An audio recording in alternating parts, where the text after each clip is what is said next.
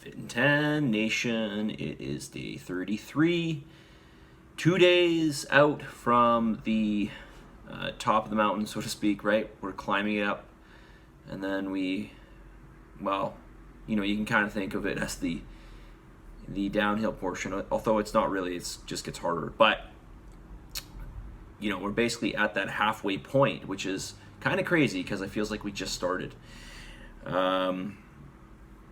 You know, this is the week where a lot of people fall off, or they quit, or it tends to be a week where people lose their enthusiasm. They question why they're doing it.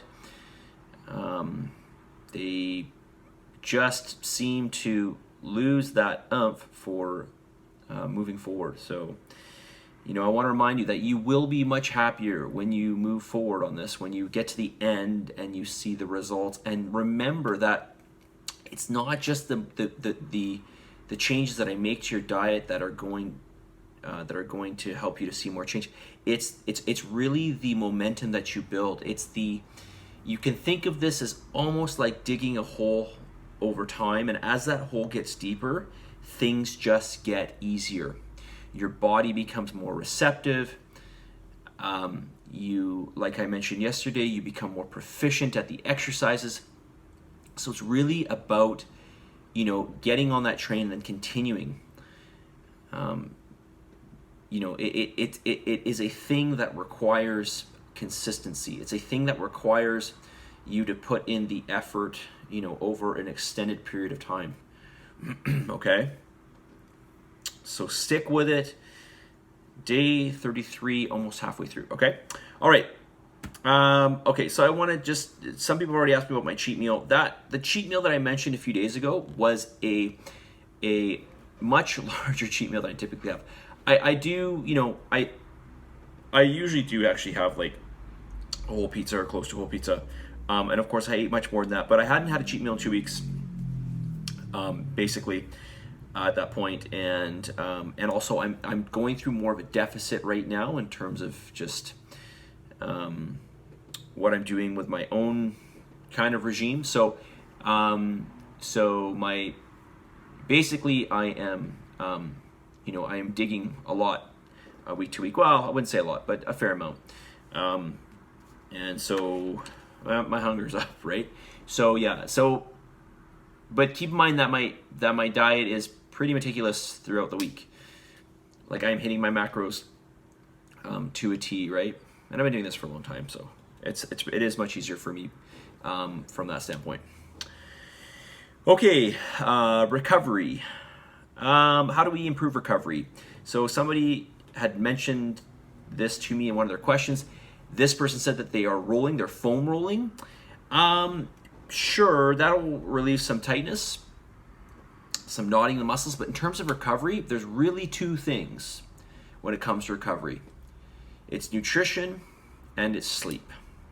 Those are the two things. It's the building blocks and then the power of sleep. And sleep is where we tend to burn the most body fat. Sleep is also where the muscles recover. Sleep is so important. All right, so I know that we're not professional athletes, but for a professional athlete, it is everything. It is absolutely everything. Getting a sufficient amount of high quality sleep.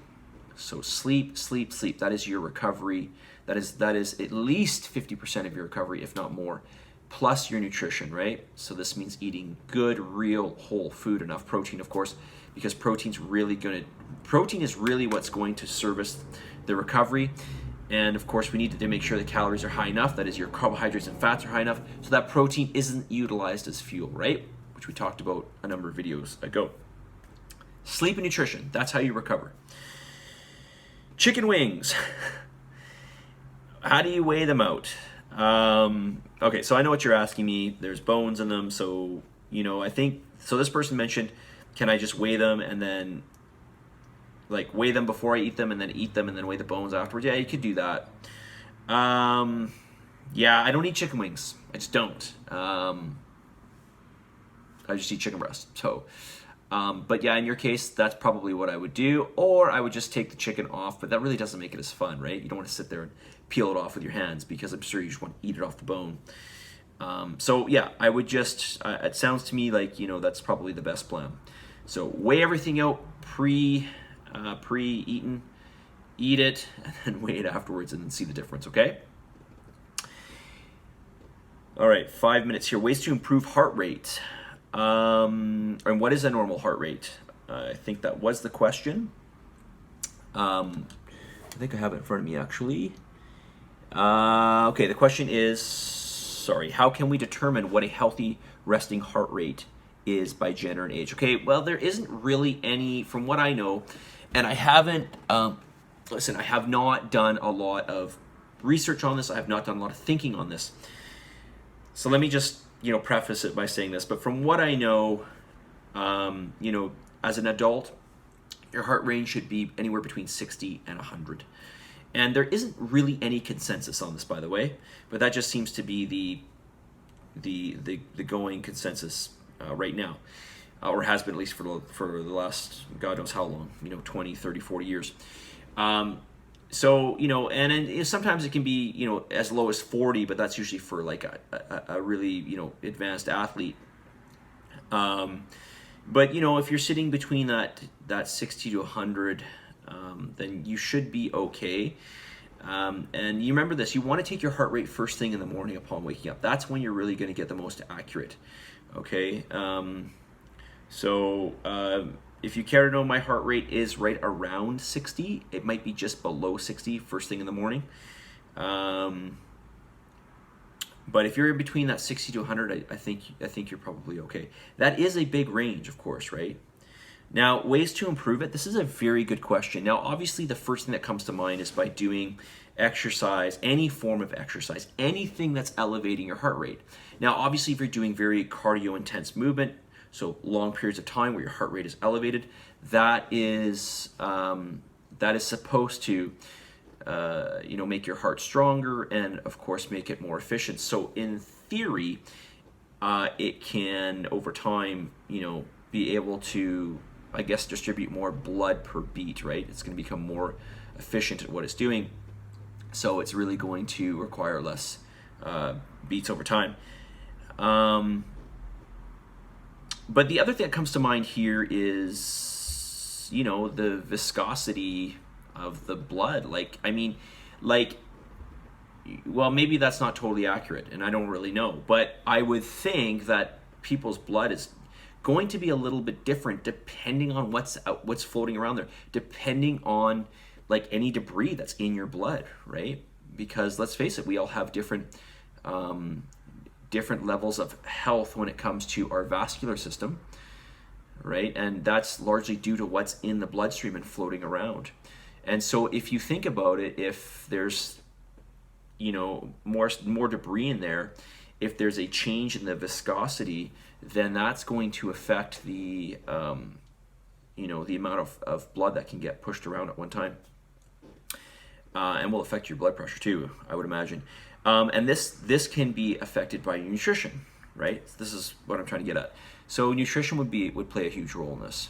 All right. So I would think that you can improve your heart rate with nutrition, but I think probably the bulk of it's going to come from from doing exercise, particularly high intensity cardiovascular exercise. Okay. But again, this is something I have to look into, and I really say I have to look into because I can read about it, but I also have to think about it. I have to really think about it because, there's a lot that's out there that we accept that I don't really know if it's true. When you really, dig into a lot of what we're, the narrative, I'm not saying this for everything, but the narrative on a lot of things when it comes to health and nutrition, if you dig deep enough, it's like, I don't know if that makes any sense to me.